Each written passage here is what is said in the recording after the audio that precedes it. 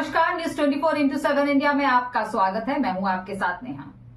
मैं सदैव जन कल्याण के लिए महाराज जी द्वारा बताए गए मार्ग पर चलने का प्रयत्न करता रहा हूँ। महाराज जी के आशीर्वचन से मुझे 2 वर्षों तक खड़े रहकर साधना करने तथा 11 महीनों तक मौन साधना करने का सौभाग्य प्राप्त हुआ, जिसकी पूर्णाहुति 18 दिसंबर को संपन्न हुई। इस अवसर पर 12 दिसंबर से 18 दिसंबर तक श्रीमद् भागवत कथा का भव्य आयोजन किया गया तथा 18 दिसंबर को विशाल भंडारे का आयोजन हुआ, जिसमें लगभग 20 से 30 हजार श्रद्धालुओं ने पंगत प्रसादी का लाभ लिया। मेरी यही प्रार्थना है कि आगे भी महाराज श्री के आशीर्वचन से ऐसे भव्य आयोजन और जन कल्याण हेतु साधना का अवसर मिलता रहे। प्रत्येक मंगलवार शाम 6 बजे यहाँ संगीत में सुंदरकांड पाठ होता है। इसके उपरांत आरती होती है और आरती के बाद आने वाले सभी भक्तों की समस्याओं का समाधान किया जाता है। बालाजी महाराज की कृपा से कैंसर जैसी गंभीर बीमारियों से भी हजारों लोग स्वस्थ हुए हैं। श्री भूतेश्वर महादेव मंदिर की नींव सन 1992 में परम पूज्य श्री महंत श्री बालकृष्ण दास जी महाराज द्वारा उनके अनुयायी शिष्यों के सहयोग से रखी गई है। मंदिर में स्थापित भगवान शिव के शिवलिंग महाराज श्री को संत श्री रघुनाथ जी महाराज द्वारा प्रदान की गई है, जिसकी स्थापना सन 1992 में की गई है। उस समय यह स्थान घने जंगल से घिरा हुआ था और आसपास 3 से 4 किलोमीटर तक न बिजली, न पानी, न सड़क जैसी कोई भी सुविधा उपलब्ध थी। साधना के उपरांत बालाजी महाराज के धोतों द्वारा यह नियम बनाया गया, जो भी भक्त यहाँ सच्चे भाव से कम 7 मंगलवार नारियल और गुलाब पुष्प अर्पित कर 5 परिक्रमा लगाकर संकल्प करेगा, उसकी जन भावना पूर्ण होगी। यहाँ प्रत्येक वर्ष कथा आयोजन तथा 3-4 विशाल भंडारों का आयोजन श्रद्धालुओं के सहयोग से किया जाता है। महाराज श्री ने गौ माता की सेवा हेतु एक गौशाला का निर्माण भी करवाया है, जहाँ गौ माता की देखरेख के लिए एक स्थायी डॉक्टर नियुक्त है तथा 5 लोगों का गौ सेवक परिवार निवास करता है, जो उनके भोजन, स्वच्छता और समस्त व्यवस्थाओं की नियमित देखभाल करता है। प्रियंका मालिक की रिपोर्ट। 24x7 इंडिया में आपका स्वागत है। चाहती हूँ कि इस मंदिर का स्थापना कब हुआ, भूतेश्वर नाम कैसे पड़ा? जय श्री राम। रामाय राम भद्राय रामचंद्राय वेद से रघुनाथाय नाथाय सीताय पतिये नमः। आप इस मंदिर के बारे में जानने आए हैं, आपको मैं बताता हूँ। यहाँ पर आज से 30-35 वर्ष पहले यहाँ पर कुछ नहीं था। जैसा सामने जंगल है, बीड़ पापड़ लेपर्ड सफारी, जिसको आज नाम नया दिया गया है अभी कुछ महीने से, वैसा ही जंगल यहाँ हुआ करता था।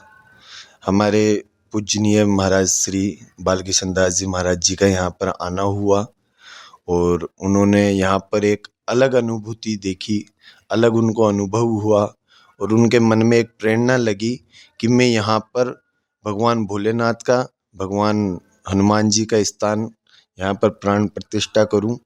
तो उन्होंने पहले यहाँ पर 3 वर्ष, मतलब प्राण प्रतिष्ठा से 3 वर्ष पहले ही यहाँ पर अखंड रामायण का पाठ का चालू कर दिया। और उसके बीच में बहुत सारी कठिनाइयाँ भी आती है, क्योंकि जंगल था, शेर वगैरह ऐसे जानवर यहाँ पर पहले खुले में रहा करते थे, वो आते थे, जंगल हुआ करता था। ये नाला, जिसको अमानिशा नाला, लेकिन वैसे द्रव्यवती नदी है इसका नाम। और यहाँ पर बहुत ऐसा डर लगता था कि आसपास में शमशान, कब्रिस्तान, फिर क्रिश्चियनों का कब्रिस्तान, ये सब हुआ करता था। तो महाराज जी ने यहाँ पर फिर अखंड रामायण का पाठ चालू करा। यहाँ पर लोगों के कार्य होने, सिद्ध होने चालू लगे। और एक दिन ऐसा आया कि जब बाबा ने अपने आप, ये जो शिवलिंग है, ये शिवलिंग अपने आप यहाँ पर बाबा लेकर के आए और फिर उसका जेलेरी का निर्माण कराया, शिव परिवार की स्थापना कराई और फिर बालाजी की भी स्थापना उसी समय हुई। फिर धीरे धीरे देखते देखते लोगों के कार्य होते गए, लोगों में भावनाएं, इस जंगल के अंदर आज मंगल हो गया। गौशाला भी यहाँ पर महाराज जी ने चालू करी कि जो भी गायें होती थी, जो रोड पर बेघर होकर के घूमती थी, क्योंकि ये हमारे हिंदुओं की सबसे बड़ी कमी है। गौ माता को गौ माता तो बोलते हैं, लेकिन उसको माता की तरह मानते नहीं हैं। तो महाराज जी ने फिर जो आसपास में जो गायें थी, जो एक्सीडेंटल हो जाती थी या कोई छोड़ देता था, उनको महाराज जी यहाँ लाते और उन सब के लिए एक डॉक्टर भी यहाँ पर 24 घंटे नियुक्त कर रखा है, जो उनका इलाज भी करता है और उनकी सेवा भी करने के लिए एक परिवार भी यहाँ पर रहता है, जो गायों की सेवा भी करता है।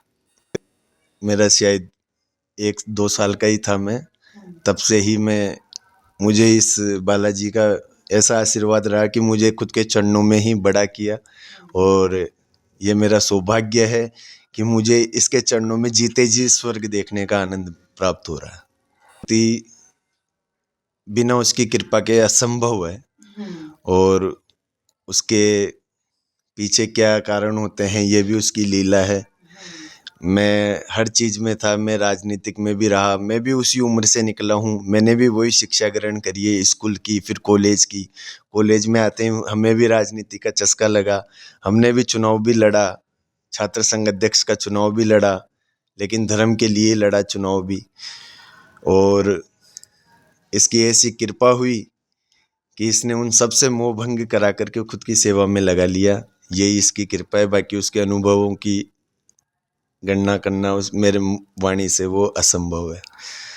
यानी कि इस मंदिर का स्थापना 1993 में हुआ था। हाँ, 1993-94 में इस मंदिर की नींव लगी, तब से ही ये रामायण का पाठ अखंड चालू है। अखंड रामायण का पाठ हो रहा है, अभी तक होते जा रहा है। हाँ, और ये महाराज जी का आजीवन संकल्प है।